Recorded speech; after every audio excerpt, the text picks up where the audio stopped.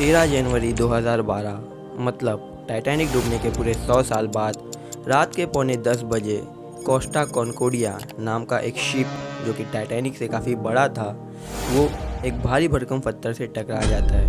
और ये टकराव इतना ज़ोरदार था कि तुरंत ही शिप के निचले वाले हिस्से में एक 53 मीटर का बड़ा छेद हो जाता है और बस यहीं से पूरा बखेड़ा शुरू हो गया।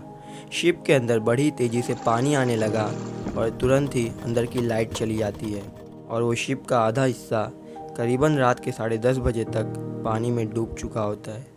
तो आखिर एग्जैक्टली क्या हुआ था उस रात को और कोस्टा कॉन्कोर्डिया शिप की पूरी कहानी क्या है और क्यों कोई आज के समय में इस एक्सीडेंट की बात ही नहीं करता।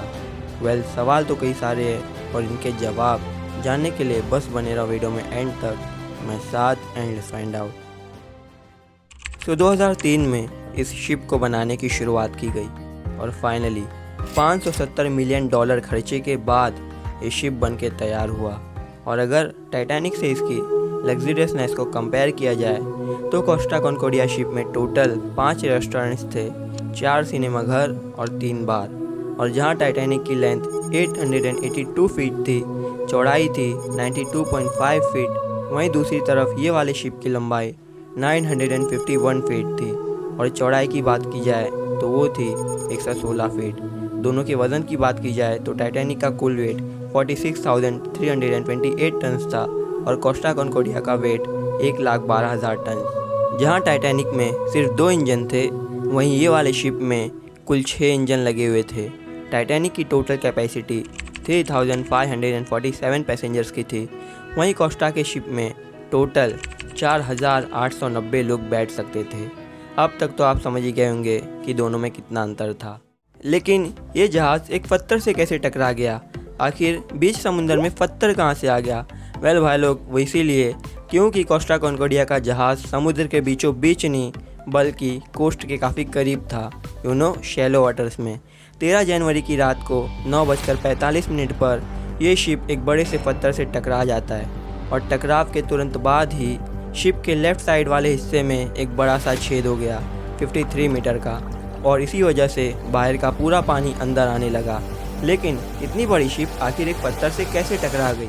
तो इस शिप का कैप्टन जो था ना, वो उस रात जहाज़ को मेन पानी वाला रास्ता छोड़कर कोस्ट के काफ़ी करीब लेकर चला गया और इस पत्थर का उन्हें उनके रडार में सिग्नल भी मिलता है।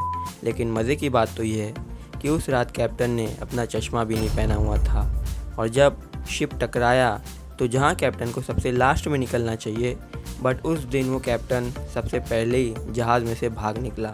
लेकिन सही समय रहते हुए क्रू मेंबर्स ने अपनी लाइफ बोट्स निकाली और ऑलमोस्ट सभी मेंबर्स को बचा लिया गया, मगर 32 लोगों की मौत हो गई। कुछ ही देर में वहाँ पर हेलीकॉप्टर्स भी मंगाए गए जिसमें कई सारे लोग बैठकर बाहर निकले।